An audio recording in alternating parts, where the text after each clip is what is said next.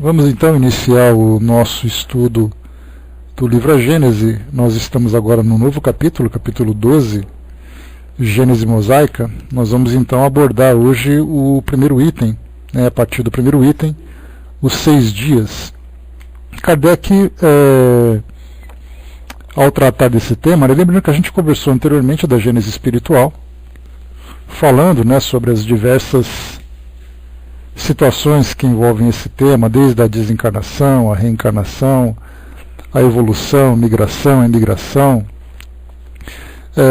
as ideias baseadas nos dogmas que são registrados na Bíblia. Então Kardec se deu a esse trabalho de fazer esse paralelo, e agora a gente vai entrar então no outro estudo, que é a Gênese mosaica a partir de agora. Vimos ali Gênese da própria geologia, depois a espiritual, e agora a visão bíblica a partir daquilo que foi trazido para nós na Bíblia. Aqui Kardec inicialmente ele trouxe no primeiro item desse capítulo toda a parte da Gênese bíblica falando sobre a formação do mundo naqueles 6 dias e também da própria formação do homem. Então, em vez de ler aquilo que Kardec colocou, ele simplesmente fez uma transcrição do capítulo 1 e de parte do capítulo 2 da Bíblia. Nós vamos então ouvir aquele áudio que eu sempre deixo aqui à mão para a gente aproveitar, aquele áudio do Cid Moreira, que ele faz a leitura com toda a entonação, com toda a produção, e a gente então vai prestando atenção exatamente naquilo que vai sendo falado sobre cada um dos dias, o processo de formação do universo, e depois a gente vai então trazer uma análise mais cuidadosa a partir daquilo que a ciência trouxe para nós. Tá, então eu vou colocar o áudio aqui, vou sair rapidinho do microfone e volto em seguida para a gente ouvir aqui então a nossa mensagem.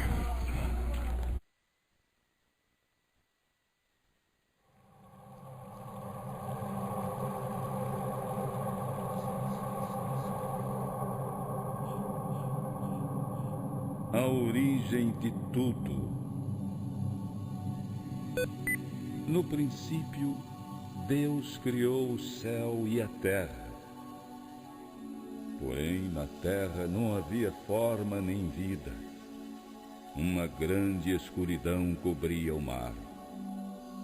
E o Espírito de Deus pairava sobre as águas. Deus então disse: que haja luz, e houve luz na terra. Vendo que a luz era boa, Deus a separou da escuridão, chamando a luz dia e a escuridão noite. A noite passou e veio o amanhecer. Esse foi o primeiro dia.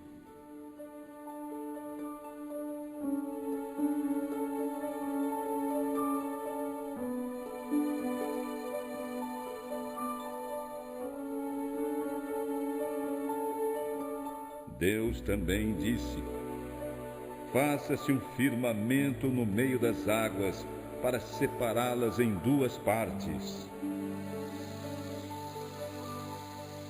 E Deus fez o firmamento, separando as águas que estavam debaixo dele. E assim Deus colocou no firmamento o nome de céu.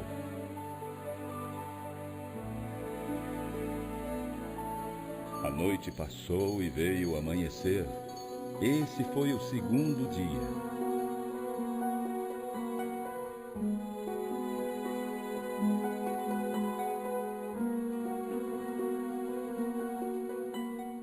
Deus também disse: juntem-se as águas debaixo do céu num só lugar, e apareça o solo firme.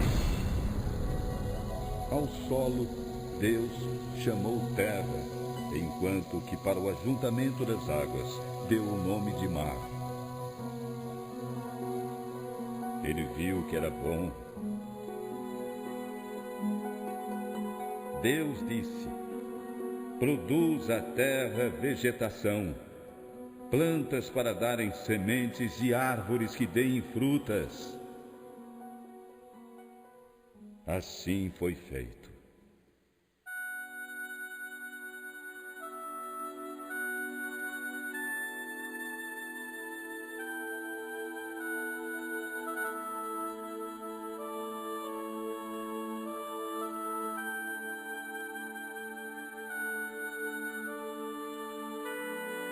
A terra produziu vegetação, plantas que dão semente de sua espécie e árvores que dão fruto. Deus viu que era bom.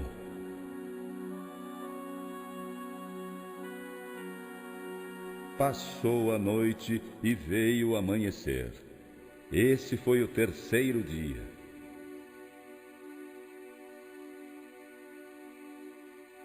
Deus disse: que hajam luzes no firmamento, separando a noite do dia, servindo de sinal para marcar os dias, os anos e as estações. Essas luzes brilharão no céu, iluminando a terra. E assim foi feito. Deus fez a luz maior para governar o dia e a luz menor para governar a noite.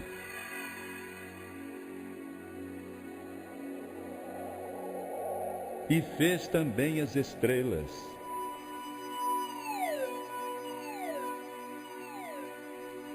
O Senhor Deus fixou essas luzes no céu para iluminarem a terra, para governarem o dia e a noite, separando a luz da escuridão.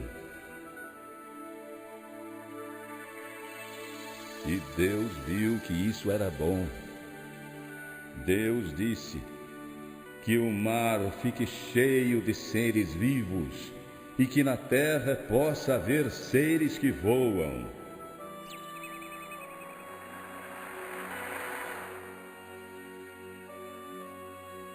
Deus criou os grandes animais do mar e as espécies de seres vivos que nadam e voam segundo as suas espécies.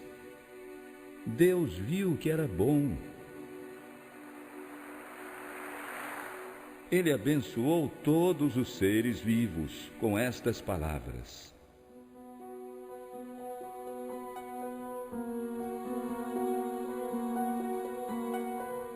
sejam fecundos e se multipliquem, encham as águas do mar, e na terra se multipliquem os seres que voam.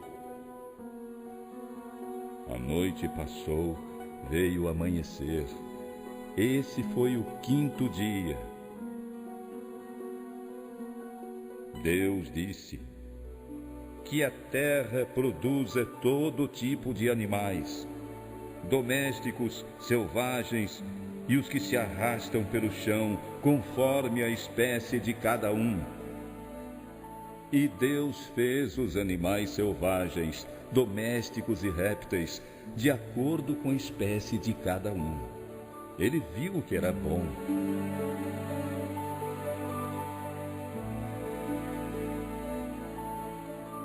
Aí Deus disse: vamos fazer os seres humanos à nossa imagem e semelhança. Eles terão poder sobre os peixes, aves, animais domésticos, selvagens e répteis, e sobre toda a terra.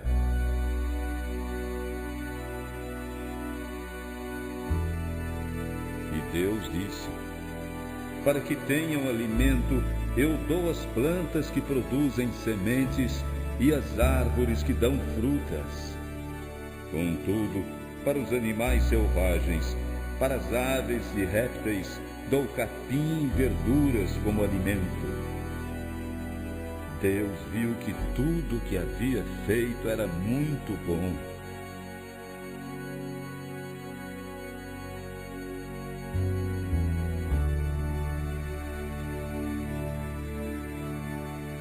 A noite passou e veio o amanhecer. Esse foi o sexto dia. E assim terminou a criação do céu, da terra e de tudo que existe neles. No sétimo dia, o Senhor Deus concluiu toda a criação. e descansou. Deus abençoou o sétimo dia e o santificou, porque foi neste dia que descansou de todo o trabalho da criação. Foi assim que o céu e a terra foram criados.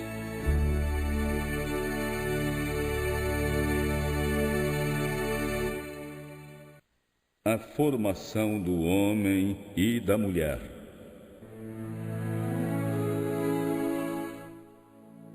Quando o Senhor Deus fez o céu e a terra, não havia brotado nem capim nem plantas, considerando que ele ainda não havia mandado chuvas e não existia ninguém para cultivar a terra. Mas da terra saía uma corrente de água que regava o solo.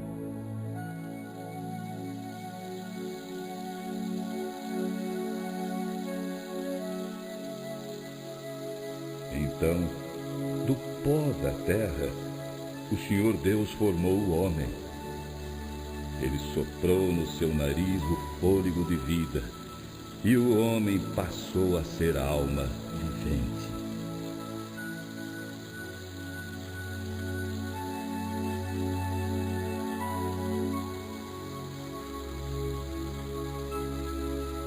Depois, o Senhor Deus plantou um jardim na região do Éden, da banda do Oriente, e pôs nele o homem que havia formado. E o Senhor Deus fez brotar da terra diversos tipos de árvores que davam boas frutas. No meio do Éden ficava a árvore que dá vida, e também a árvore do conhecimento do bem e do mal.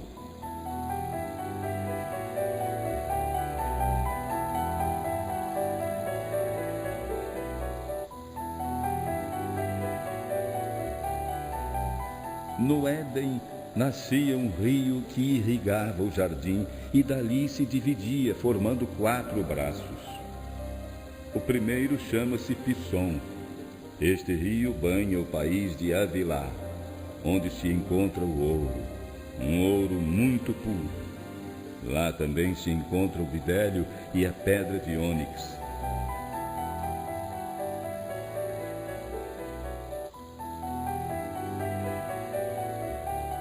O segundo rio é o Gion, que banha todo o país de Cuxi.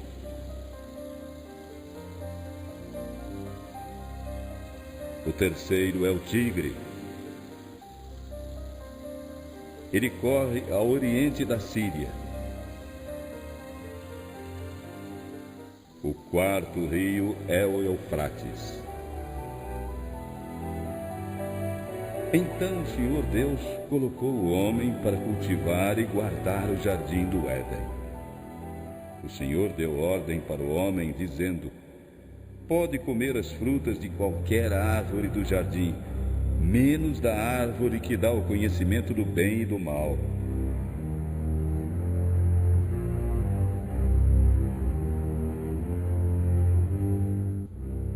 Porque no dia em que dela comer, certamente morrerás. O Senhor Eterno disse: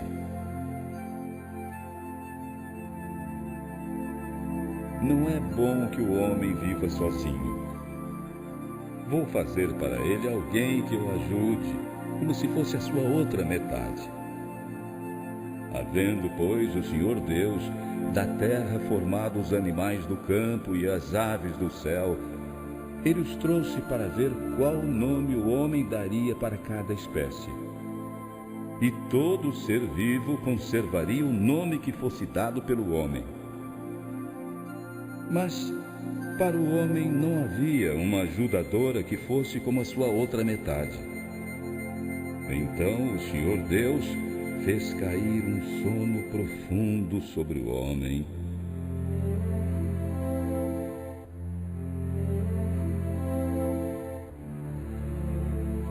E ele adormeceu.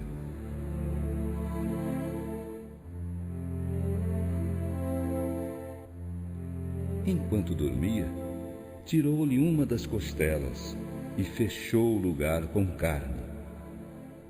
Dessa costela, o Senhor Deus formou a mulher e a trouxe para o homem. Então o homem disse: agora sim, esta é osso dos meus ossos e carne da minha carne. Ela será chamada de mulher, porque foi tirada de uma costela do homem por Deus. Por isso, o homem deixará pai e mãe e se unirá à sua mulher, tornando-se os dois uma só carne.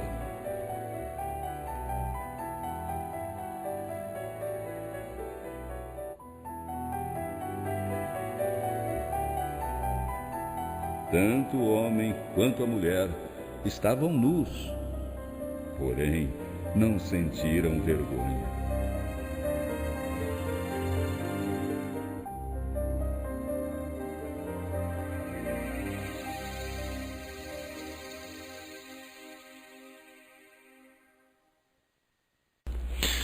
Ouvimos então essas passagens da Gênese bíblica, contando de uma forma poética a mitologia que trata da origem da sociedade do Oriente Médio, daquele povo.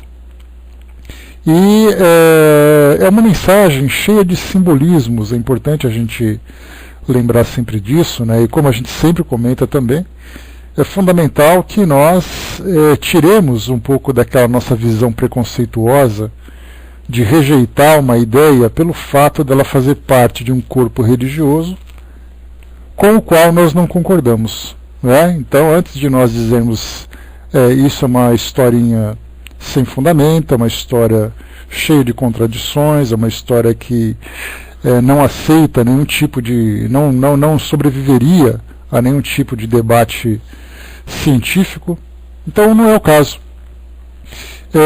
Tem um curso muito interessante para quem tiver interesse. Ele é um curso promovido pelo Haroldo Dutra Dias. Ele é um grupo feito com o pessoal da instituição que ele frequenta lá em Minas Gerais. E esse curso, então, ele é gravado em vídeo e transmitido pela internet. Vocês podem encontrar com facilidade lá no YouTube, né? Então, colocar Gênese, Haroldo Dutra Dias, tem lá o curso com várias aulas, né? São acho que mais de 20 aulas falando sobre a Gênese.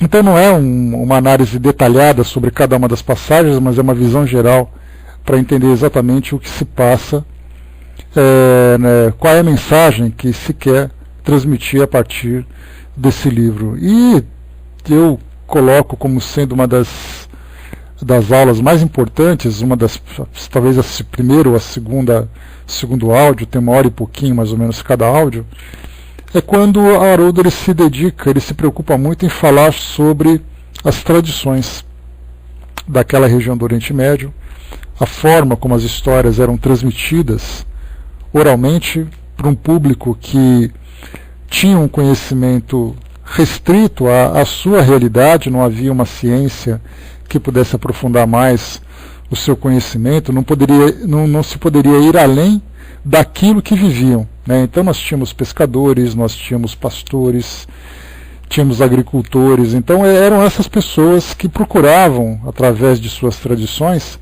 falar sobre a origem do mundo que viviam. E aí então utilizavam todo esse simbolismo de dias, da vontade de Deus, né, dos nomes que foram sendo dados em cada uma dessas etapas para poder se falar sobre essa origem. E por isso nós chamamos então de mitologia.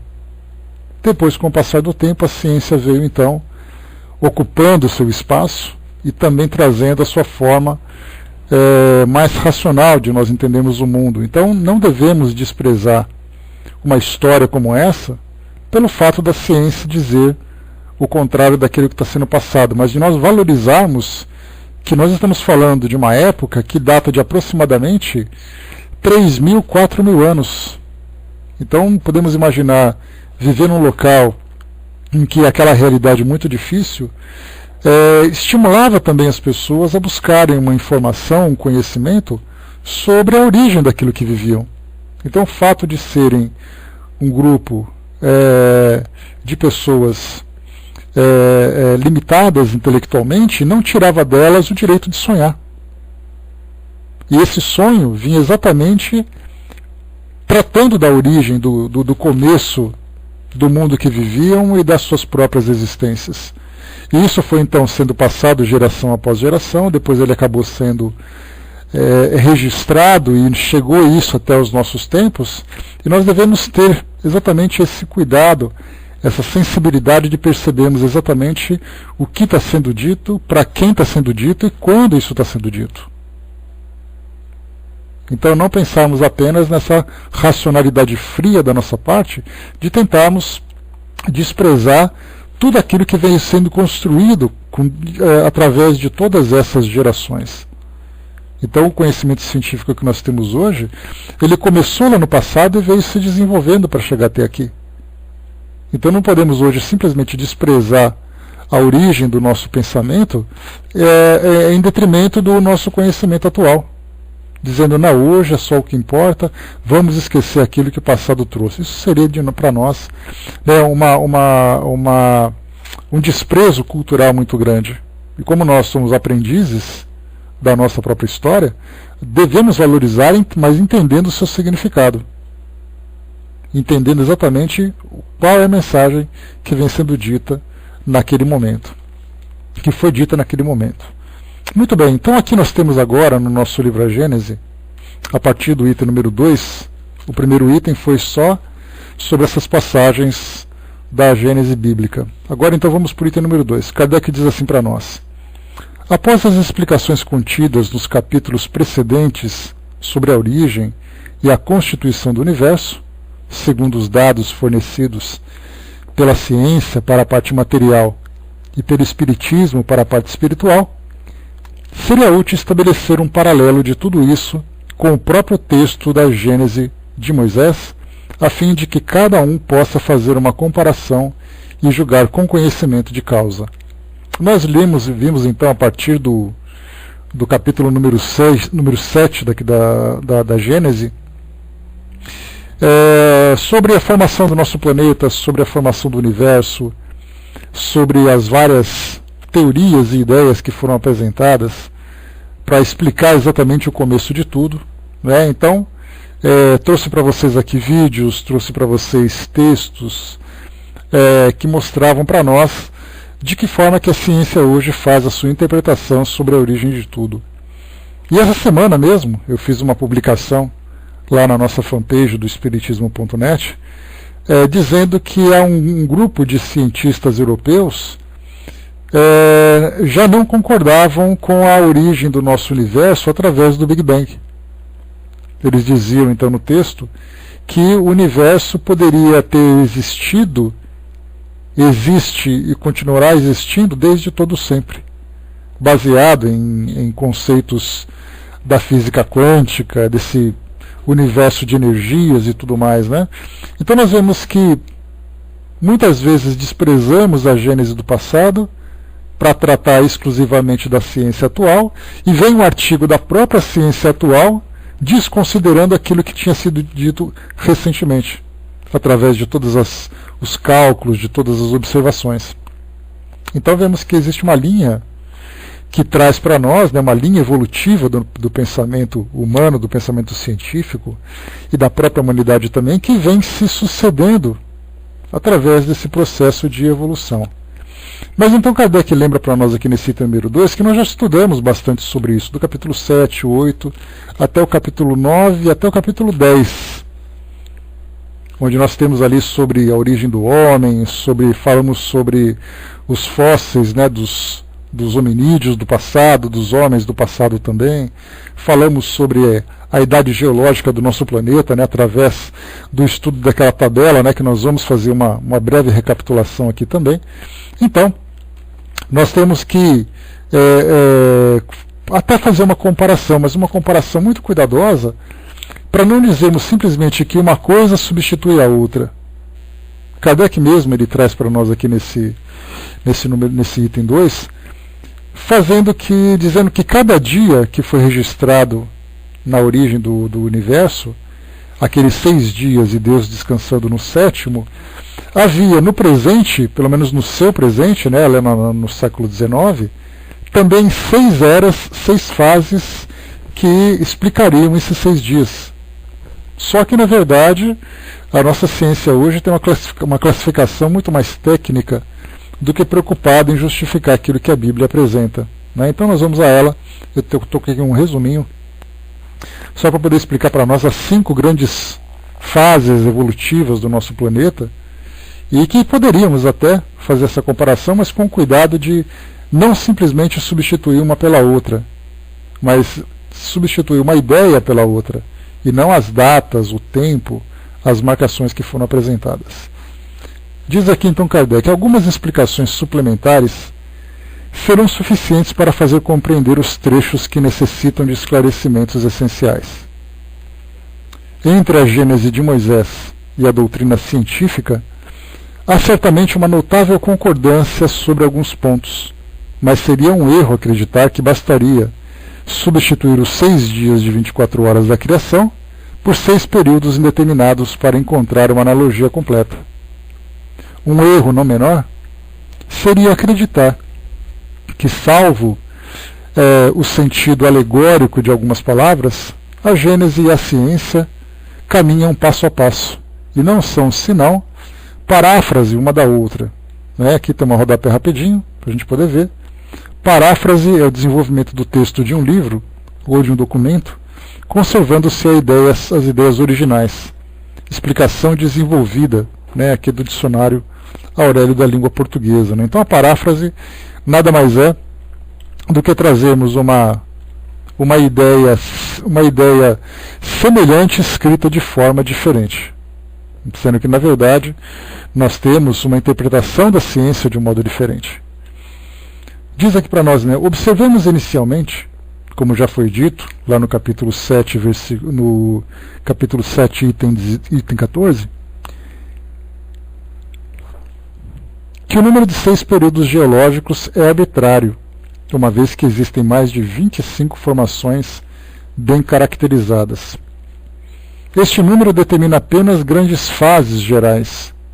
A princípio, ele foi adotado só para reproduzir o mais possível o texto bíblico, em uma época, aliás, não muito distante, em que se acreditava que se deveria controlar a ciência pela Bíblia.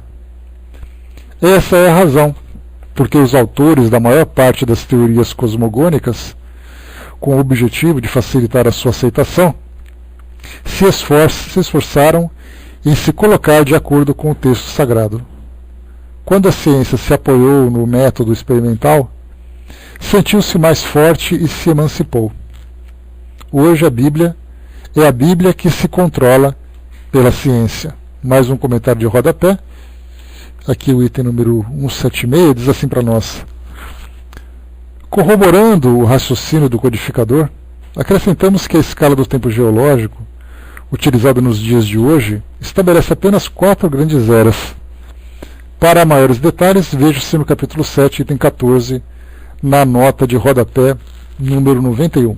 Então, seguindo aqui a sugestão do texto, nós vamos então ler esse resumo, que trata das épocas geológicas do nosso planeta, que falam, das eras, que falam sobre a formação do nosso planeta. Então nós começamos assim. Após, naturalmente, a origem de todo o universo, a princípio, como eu falei para vocês, com a teoria mais aceita, através do Big Bang, aquela grande explosão a partir daquele átomo inicial, aqui em especial no nosso planeta, após a condensação da matéria, que se encontrava então espalhada nessa região, na região onde nós vivemos hoje, foi então formado o nosso planeta. A partir dali nós começamos a contar, para o nosso entendimento, todas as fases que falam sobre a formação geológica, surgimento da vida, surgimento do homem. Então vamos ao texto aqui para nós. Esse é um texto do site suapesquisa.com, Eras Geológicas da Terra.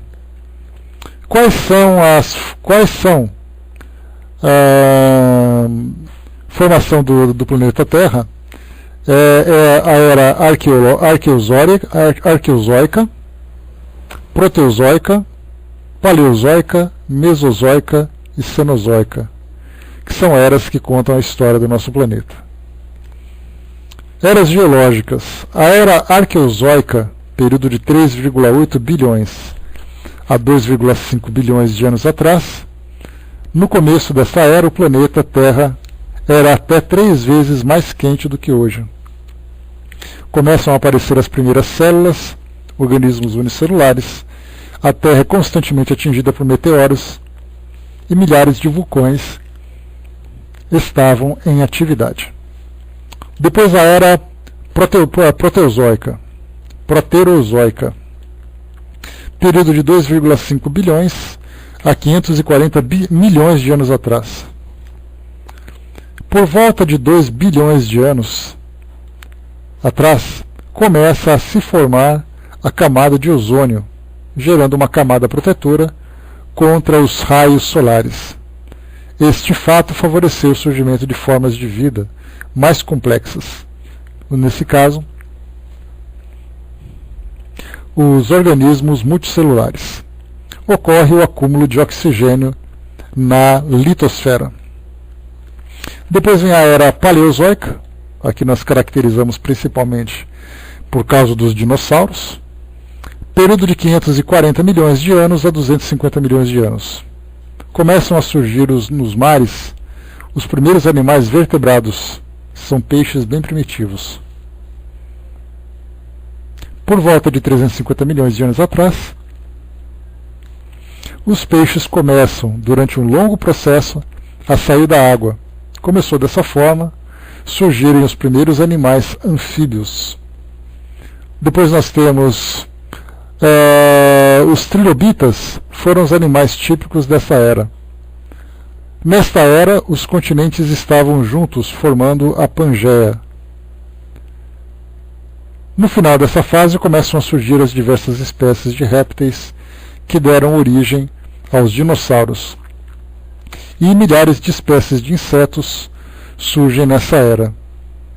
Depois nós temos aqui o quarto período, ou melhor, é o quarto período, que é a era Mesozoica, período de 250 a 65 milhões de anos. Nesta era, as plantas começam a desenvolver flores. Os dinossauros dominam o planeta. Por volta de 200 milhões de anos atrás surgem os animais mamíferos. Depois vem a era Cenozoica, período de 65 milhões de anos até o presente. Ou seja, nós estamos vivendo ainda essa era Cenozoica, né? Formação de cadeias de montanhas. No começo dessa era, há 65 milhões de anos, ocorre a extinção dos dinossauros. Grande desenvolvimento das espécies de animais mamíferos que se formam maiores, mais completos e diversificados. Após o término da deriva continental, que é a migração dos continentes, o planeta assume o formato atual. Por volta de 3,9 milhões de anos atrás, surge no continente africano o Australopithecus, espécie de hominídeo já extinta, e depois o surgimento do Homo sapiens por volta de 130 mil a 250 mil anos atrás. Então isso aqui é só um resumo dessas eras que são hoje registradas pela nossa ciência para poder falar sobre a formação do nosso mundo.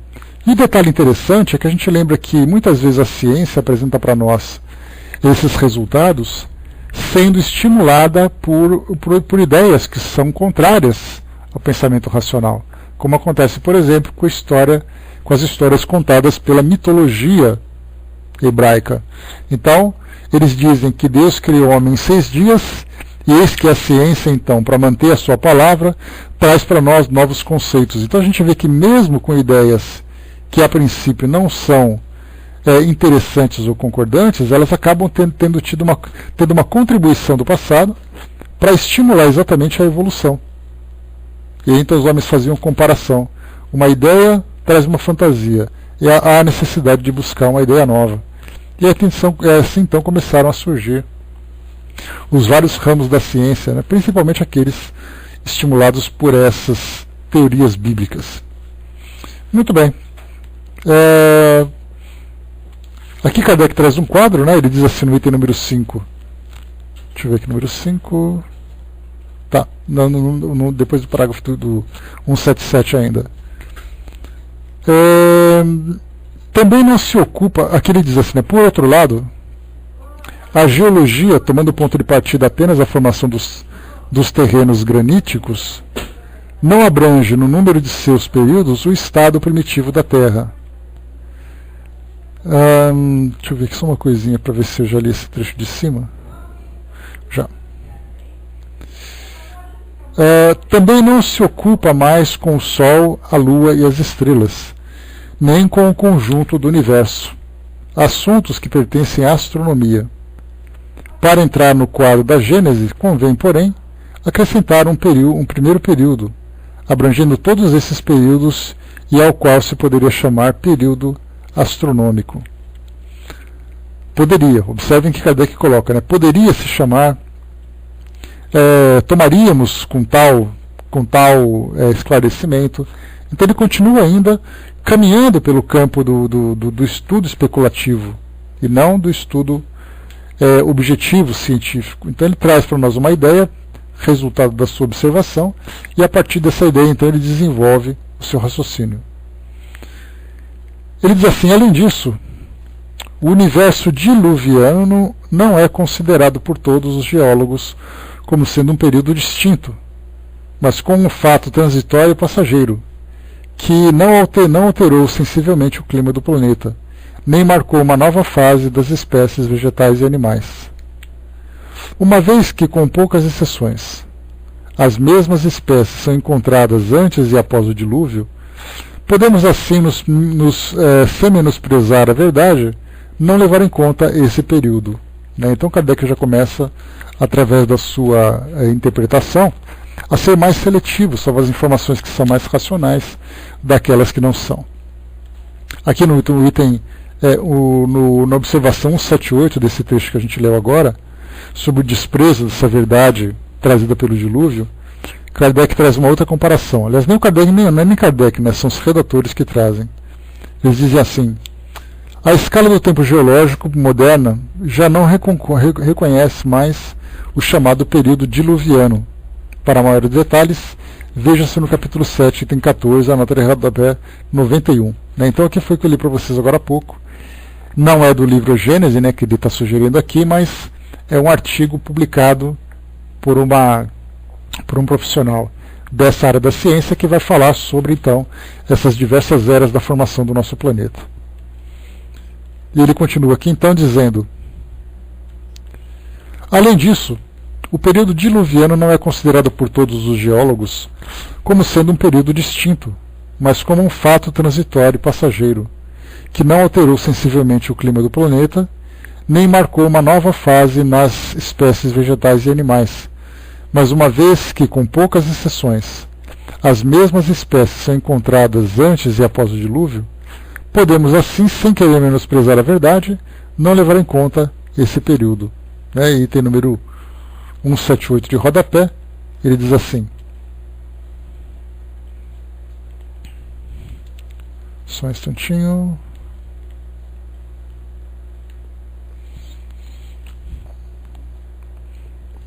Vamos lá. Está aqui, 178. Bom, que nós vemos agora, né? Depois ele fala do período da Gênese bíblica. Ele diz assim: para a correspondência dos períodos e fatos geológicos apresentados no quadro comparativo, com conhecimentos geológicos atuais, sugerimos ao leitor reportar essa escala do tempo geológico moderna, apresentada na rota de rodapé 91, item número 14 do capítulo 7. Então, como nós já lemos aqui essa parte, esse resumo pelo menos, já dá para a gente descartar com facilidade os argumentos mitológicos, mas ao mesmo tempo nos estimula a valorizarmos cada vez mais a própria história da humanidade segundo os seus habitantes, segundo os seus estudiosos. E aqui ele continua para o item número 5. Ele traz para nós aqui uma tabela, que a gente não vai ler agora porque essa tabela também já apresenta a sua defasagem, ainda está incompleta. Ele fala sobre o período astronômico relacionado ao primeiro dia, do livro A Gênese. 2, período primário, que se relaciona ao segundo dia. Período de transição, o terceiro dia. Período secundário, o quarto dia. Período terciário, o quinto dia. E período quaternário, ou pós-diluviano, dilúvio universal, o sexto dia. Como a gente viu, então, isso pode ser dispensado, porque hoje nós temos outros argumentos apresentados pela nossa ciência. Como é que está o som, pessoal? Por favor, me dá um ok? Todo mundo muito quieto aí na sala, estou preocupado. Ok, né? Tá joia. Vamos em frente, então. Esse capítulo aqui, na verdade, desse capítulo 12, ele se assemelha muito àqueles que nós estudamos, né? O nosso capítulo 8, capítulo 9, que tem muita argumentação científica, né? E como a gente já conversou sobre isso no nosso encontro anterior, Kardec, naquela época, ele tinha necessidade de contra-argumentar sobre ideias religiosas muito resistentes daquele período.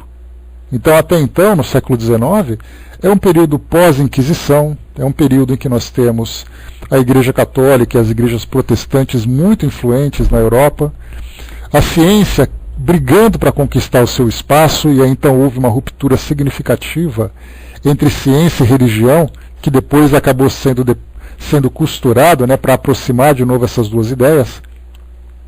A ciência não desprezando a religião e a religião também não desprezando a ciência. Mas, de modo geral, ainda existe essa rivalidade. A ciência desmerecendo o poder de Deus e a religião colocando apenas Deus atuando de uma forma miraculosa, sem utilizar a ciência, que é a sua linguagem principal. E aí então surge, no meio dessa guerra de gigantes entre religiões dominantes e ciência, pensamento científico dominante, surge então aquele pequeno catatal que é exatamente a doutrina espírita. Entrando no meio dos dois, com toda tranquilidade, dizendo: vamos juntar as mãos, porque os dois podem se completar. Falando sobre uma nova realidade. Mas para isso, Kardec, então, como nós vimos, ele precisava de muitos argumentos para poder mostrar aquilo que era real, aquilo que vinha como fantástico, aquilo que vinha como fantasioso, aquilo que vinha como mitológico. Então, esses capítulos eles são escritos com muita informação que hoje, importante a gente lembrar isso, as nossas crianças aprendem na escola. Eles pegam ali numa série fundamental, abrem um livro de ciência e a professora começa a conversar com eles com toda a naturalidade. No século XIX não era assim.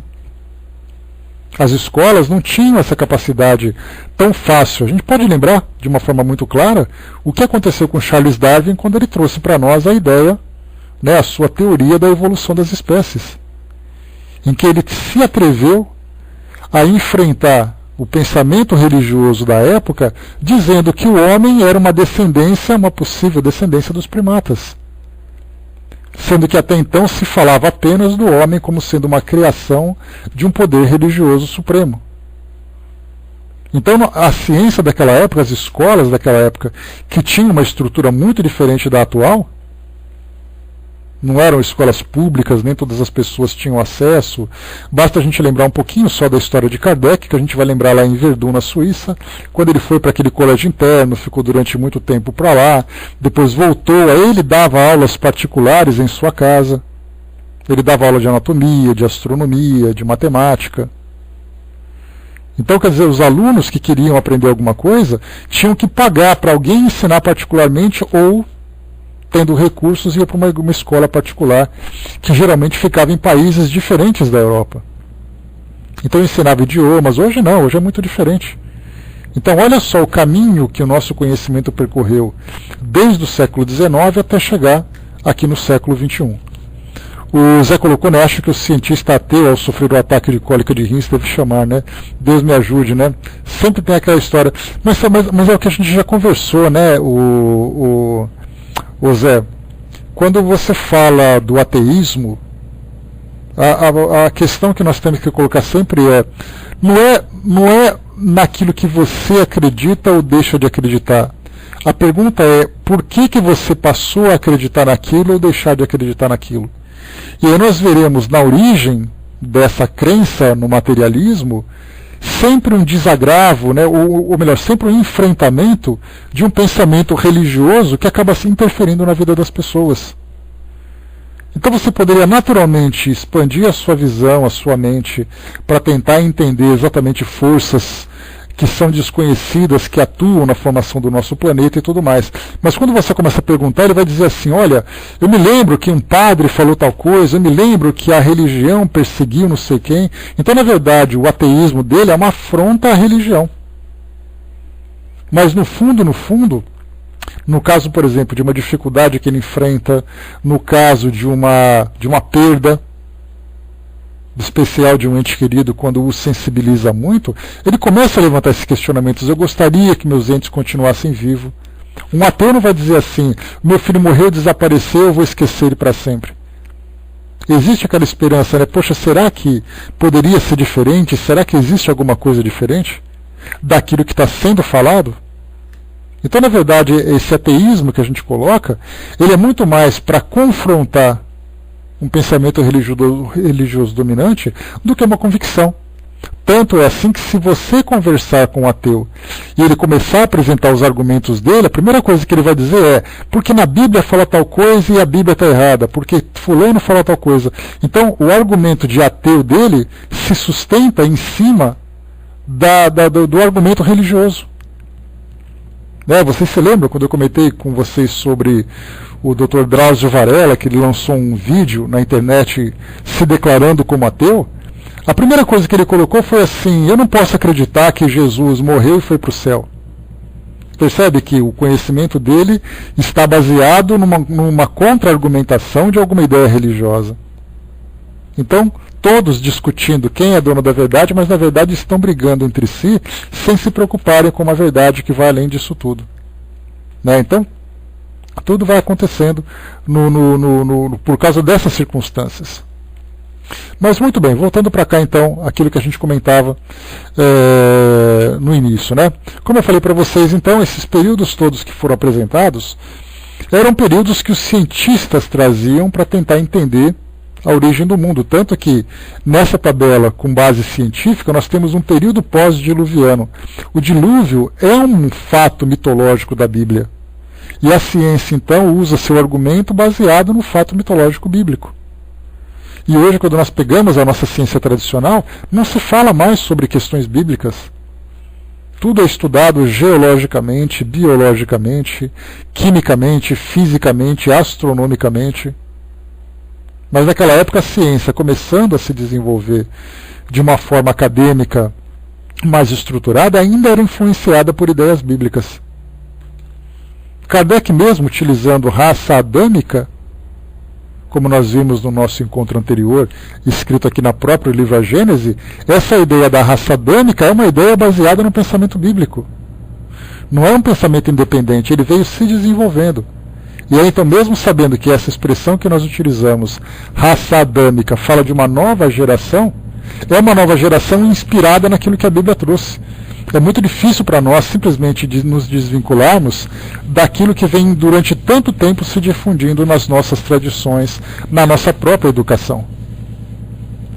Continuando então, e lembrando também que Kardec está argumentando exatamente em cima dessas questões bíblicas. Ele fala de período diluviano, raça adâmica, Gênese mosaica, anjos caídos, são expressões religiosas que ele estava tentando na sua época desmistificar.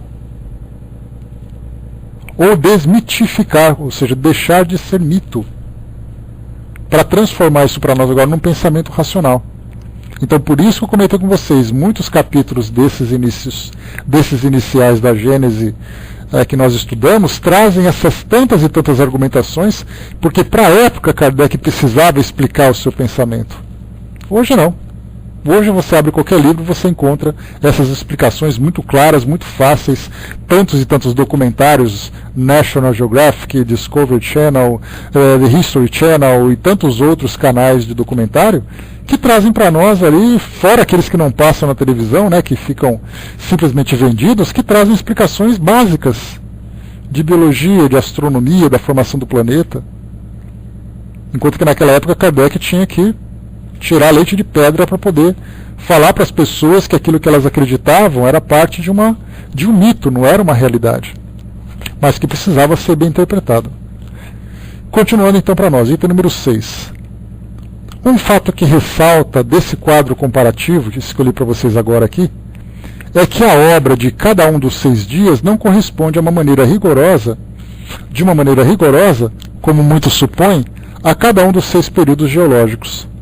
A concordância mais notável é a da sucessão dos seres orgânicos, que é quase a mesma, e a do aparecimento do homem no último lugar.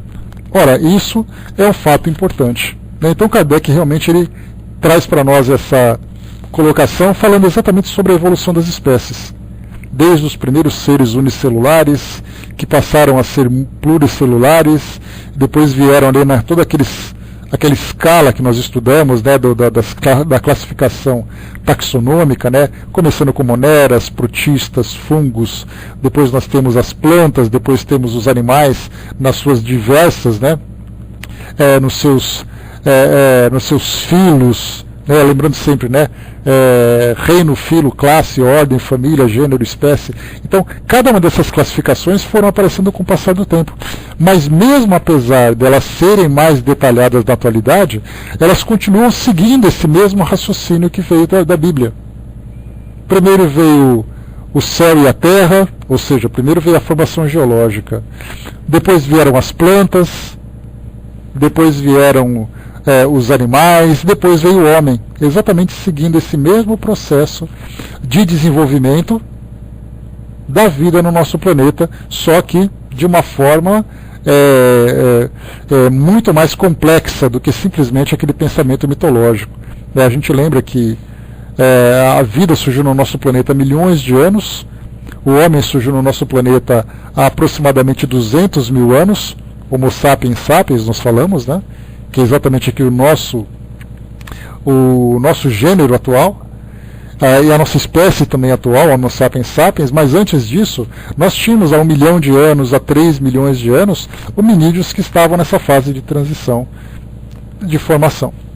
Muito bem, continua para nós aqui dizendo: também há coincidência, não com a ordem numérica dos períodos, mas com o fato, na passagem que é dito, que no terceiro dia, entre aspas agora, as águas que estão debaixo do céu se reuniam num só lugar e que apareceu o elemento árido, fecha aspas.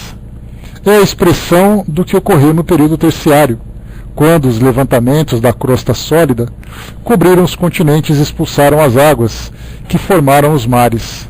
Foi somente então que apareceram os animais terrestres segundo a geologia e segundo Moisés. Vamos aqui para uma observação de rodapé. Aqui os redatores trazendo para nós. De acordo com os conhecimentos geológicos atuais, os primeiros animais terrestres, anfíbios e insetos, apareceram no período devoniano da era paleozoica, há aproximadamente 395 milhões de anos. De acordo ainda com a teoria da deriva continental, há 175 milhões de anos, todos os continentes formaram uma única massa, denominada Pangeia. A partir de então, essa massa foi se subdividindo e os continentes foram se afastando uns dos outros, até assumirem a forma atual, que não é definitiva, uma vez que o movimento que gerou a subdivisão da Pangeia ainda continua. Para maiores detalhes, ver no capítulo 7, item 39, nota de rodapé, que a gente já conversou sobre isso também. Então, essa teoria da deriva continental fala exatamente sobre essa mobilização das placas tectônicas aqui na crosta do nosso planeta, formando os continentes. Então, até hoje, né, bom dia, Judá. Até hoje, então, em movimentação, tanto que nós temos, né, os terremotos, os vulcões, tudo isso provocados, são fenômenos geológicos provocados por causa dessa movimentação de placas. Então, vemos assim que tudo isso aconteceu num determinado tempo, de uma determinada forma, não foi simplesmente algo que aconteceu miraculosamente em virtude de uma vontade divina. Apesar de que nós lembramos sempre que esse pensamento atual, esse pensamento bíblico, ele também é atual em muitas instituições que continuam separando a ciência da religião. Religião é religião, eu não me interesso pela ciência, basta a religião para mim. Né? Felizmente a doutrina tem para nós esse aspecto múltiplo, né, de ser ciência, de ser filosofia, de ter o seu aspecto religioso, que nos permite fazer um estudo em todas as áreas, principalmente fazendo comparação e analisando consequências desse pensamento. Mas hoje nós temos muitas instituições que simplesmente não se preocupam com isso. O que importa é que Deus fez, não importa como. Não importa quando, não importa se houve uma revolução, o que importa é que Deus fez de acordo com a sua vontade. Simplesmente assim. O Braz lembrou, né, todo o universo está em constante movimento, né, de fato está. Basta a gente lembrar que os cientistas trazem para nós essa ideia de que as próprias galáxias estão em movimento. Então imagina se no macrocosmo nós temos essa movimentação toda, podemos imaginar o que acontece no microcosmo, né? E continua, item número 7. Quando Moisés disse que a criação foi feita em 6 dias, ele quis falar de dias de 24 horas, ou teria empregado essa palavra no sentido de período, duração, espaço de tempo indeterminado? A palavra hebraica traduzida por dia teria essa dupla acepção? A primeira hipótese é a mais provável, se nos ativermos ao próprio texto. A especificação da tarde e da manhã, que limitam cada um dos 6 dias, dá margem a se supor que ele tenha querido falar de dias comuns.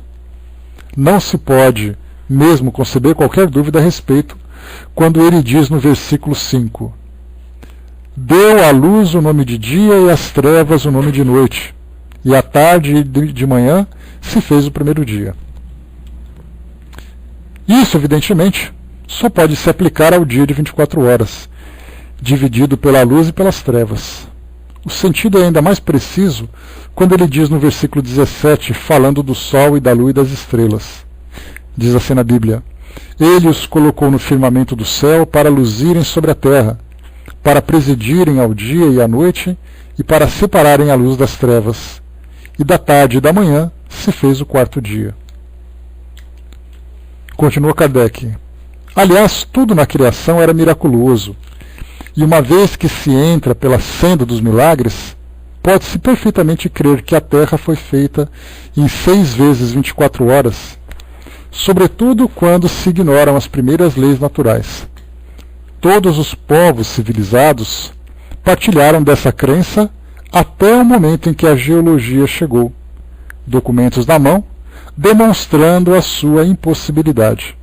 E aqui a gente lembra que quando chegou esse momento da ciência começar a confrontar as ideias bíblicas, nós vimos também ali uma perseguição muito grande, muitos problemas. Nós falávamos, por exemplo, sobre Charles Darwin.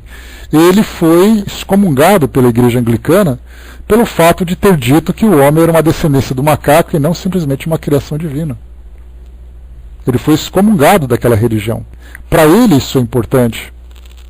Para aqueles que seguem, por exemplo, a religião católica, que seja católica católica apostólica romana, católica ortodoxa, ou seja, a igreja anglicana. Então, quando você é simplesmente excomungado, você é expulso dessa instituição, isso provoca um efeito na vida daquela pessoa, partindo do princípio de que a vida dela é sustentada em cima das suas crenças. Quando você é expulso e a sua crença deixa de ser alimentada, você sente esse impacto. Nós, da doutrina espírita, não temos essa preocupação, exatamente porque desde o início já temos essa liberdade de consciência. Já temos o entendimento de que a doutrina espírita não pertence a uma instituição, não pertence a ninguém, mas isso é a nossa crença, é a nossa busca que nos coloca nessa condição. Somos nós que nos consideramos espíritas ou não. Não somos denominados como espíritas. Então, para aqueles que foram excomungados, muitos cientistas, muitos artistas passaram por isso para eles foi uma grande revolução.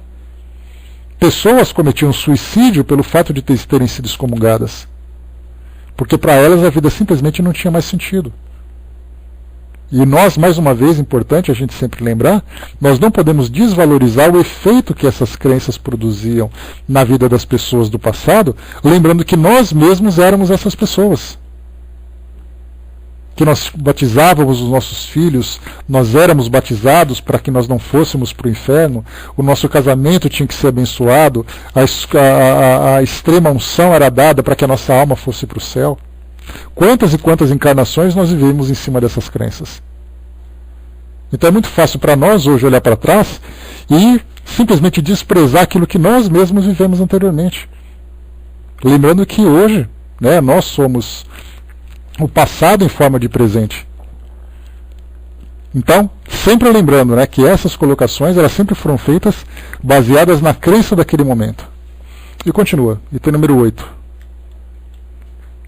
Um dos pontos mais criticados na Gênese é o da criação do Sol após a luz. Olha só, a criação do Sol, primeiro veio a luz, depois ele criou o Sol. Né? Então a gente pensa assim, mas é óbvio que está errado.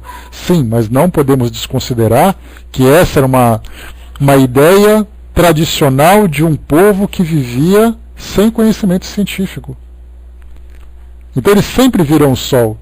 Mas quando você disse que primeiro Deus criou a luz e depois criou o Sol, eles não tinham nem como negar nem como comprovar, simplesmente acreditar. Que era baseado exatamente nas suas crenças.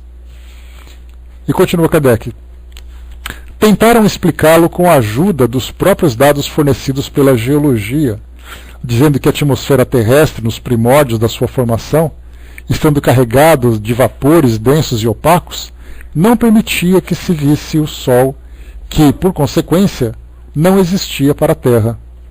Essa explicação talvez fosse admissível se naquela época já houvesse habitantes que pudessem explicar a presença ou a ausência do Sol. Ora, segundo o próprio Moisés, à época só havia plantas que, por outro lado, não teriam podido crescer e se multiplicar sem a ação do calor solar. Então, a gente está lendo aqui sem precisar ficar debatendo, dizendo que está certo ou que é errado, que a gente já conversou sobre isso. E um ponto importante também a considerar é que aquilo que nós estamos lendo hoje, na língua portuguesa, falando sobre a Bíblia, aquilo que o Cid Moreira leu no início, né, falando sobre a formação do universo, do nosso planeta e do próprio homem, aquilo foi uma tradução de uma tradução, de uma tradução, de uma tradução, que chegou até nós. Então nós podemos imaginar o quanto de informação foi perdida durante esse processo. O que nós perdemos, não apenas em termos de informação, mas em termos de riqueza cultural. A poesia, como era utilizada, a riqueza nos seus detalhes, a linguagem da forma como vinha, a forma como acreditavam que isso era realmente um fato miraculoso. Perder, por exemplo, esse brilho poético dessa mensagem é algo que para nós, infelizmente, traz uma grande deficiência para o nosso aprendizado. Eu até me recordo que nesse estudo do Haroldo, quando ele fala sobre essa questão cultural do antigo povo hebraico que estudava, que trazia para nós essas ideias, ele então trouxe uma gravação da leitura da Gênese em hebraico. E ele coloca então, né, ele coloca ali para ser gravado pelo microfone, a forma como é dito aquilo, até a forma cantada valoriza mais a criação. Não é simplesmente a leitura. No caso do Cid Moreira que a gente viu aqui, e como acontece durante os nossos estudos, nós lemos aquilo que está escrito. Naquela época eram cânticos. Então eles cantavam exatamente Elohim, Elohim, né, que falava exatamente de Deus. Então assim, era algo de um folclore, de uma mitologia, de uma riqueza poética extremamente rica, que se nós não estudarmos sobre isso, a gente vai simplesmente analisar a palavra fria e vai jogar fora, desprezá-la, sem dar a ela o valor que ela merece. Olha, Chanri, eu nem sei o que ele estudou tanta coisa. Estudou hebraico, aramaico, estudou grego também, né? Teve um áudio que ele publicou falando sobre a biblioteca que ele tem em casa e mostrando os dicionários que ele tem. Então é dicionário disso, de latim, de grego, de aramaico, de hebraico, e Deus sabe o que mais que ele estudou, né? Mas certamente é para nós um grande estudioso que nos ajuda a digerir um pouco mais, a entender um pouco de todas essas informações históricas que chegam até nós. Para a gente poder fechar então, deixa eu terminar aqui. Há, pois, evidentemente, uma confusão de datas na ordem estabelecida por Moisés para a criação do Sol.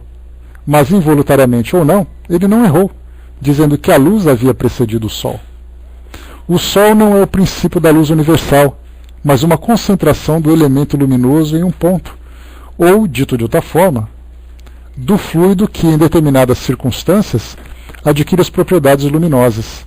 Esse fluido, que é a causa, devia necessariamente existir antes do Sol, que é apenas um efeito.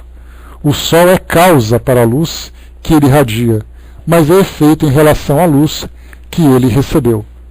Aqui mais uma nota de rodapé vinda dos redatores, diz assim para nós: atualmente a luz é definida como sendo uma forma de energia visível pelo olho humano que é irradiada por partículas carregadas em movimento. Através de experimentos, os cientistas concluíram que, por vezes, a luz se comporta como uma partícula e, por outras, como uma onda. A luz que o Sol irradia é proveniente de reações de fusão nuclear que ocorrem no seu interior e que geram a emissão de gigantescas quantidades de luz e calor. O Sol, conforme definido pela física quântica, é um corpo em estado radiante, ou seja, um corpo que emite luz. Outros exemplos de corpos radiantes são o carvão em brasa e o filamento de uma lâmpada elétrica. Continuando aqui para a gente acabar só esse trechinho que está faltando pouco. Num aposento escuro, uma vela acesa é um pequeno sol. O que se fez para acender a vela? Desenvolveu-se uma propriedade iluminante do princípio luminoso e concentrou-se esse princípio em um ponto. A vela é a causa da luz que se difunde pelo aposento. Mas se o princípio luminoso não existisse antes da vela, ela não poderia ter sido acesa. O mesmo acontece com o Sol. O erro se origina da ideia falsa que se teve por muito tempo de que o universo todo começou com a Terra, e não compreende que o Sol pudesse ter sido criado depois da luz. Sabe-se agora que antes do nosso Sol e da nossa Terra existiram milhões de sóis e milhões de terras que, por consequência, desfrutavam da luz. Em princípio, pois, a asserção de Moisés é perfeitamente exata. Ela é falsa quando faz crer que a Terra foi criada antes do Sol. A Terra, estando sujeita ao Sol no seu movimento de translação, deve ter sido formada depois dele. É o que Moisés não podia saber, uma vez que desconhecia a lei de gravitação. Encontra-se a mesma ideia na Gênese dos antigos persas, no primeiro capítulo do Vendedat, Ormuzd, narrando a origem do mundo, diz: eu criei a luz que foi iluminar o sol, a lua e as estrelas. Aqui então do Dicionário de Mitologia Universal. A forma aqui é sem dúvida mais clara e mais científica do que em Moisés, e não tem necessidade de comentários. Né? Então aqui depois a gente termina a partir do item número 9. Né? Brazo, o Kardec, quando a gente fala que ele era uma inteligência que veio dotada para fazer esse tipo de trabalho, não era apenas em termos de investigação, mas em termos de cultura mesmo. Né? Ele era um homem muito culto, que tinha assim, uma capacidade de interligar os assuntos que ele dominava, que era muito grande. Né? Então isso mostra exatamente o resultado do seu trabalho. Né? Então assim, ele era realmente muito culto. Então assim, ele citou aqui agora o dicionário, né, da literatura universal, que hoje nós temos, né, vários livros de literatura que falam sobre essa mitologia da formação do universo, né, do céu, do inferno, dos espíritos, o que vem depois da morte, tudo isso trazido então nesses dicionários da atualidade. Né? Então, que para nós também, infelizmente, nós não temos tempo para poder estudar sobre tudo isso, mas certamente quem tiver disponibilidade e interesse em fazer um estudo paralelo, de ler esses textos mitológicos sobre a formação do nosso planeta, nós vamos encontrar muitas ideias paralelas, né, que falam sobre uma força suprema que cria numa determinada ordem, né, de progresso. Então, muito bem, pessoal, fechando por aqui então, nós vamos para o item número 9 desse nosso capítulo 12, que fala sobre os 6 dias, e depois nós emendaremos a partir do item número 13 e 14. Deixa eu pegar aqui com mais precisão, já que eu comecei a falar, deixa eu terminar aqui a partir do item número 13, fala do paraíso perdido, né? Então, aqui também ele traz mais uma citação do 2º capítulo da Gênese bíblica, né? Traz aqui uma transcrição, que nós depois vamos estudar novamente sobre ela, falando sobre a serpente, falando sobre a árvore da sabedoria, depois falando sobre a expulsão do paraíso, né? Então tudo isso é comentado aqui por Kardec, e a gente vai depois trazer também, né, o próprio Cid Moreira para nos ajudar nesse nosso estudo, fazendo ali a sua bela leitura, né? Pois é.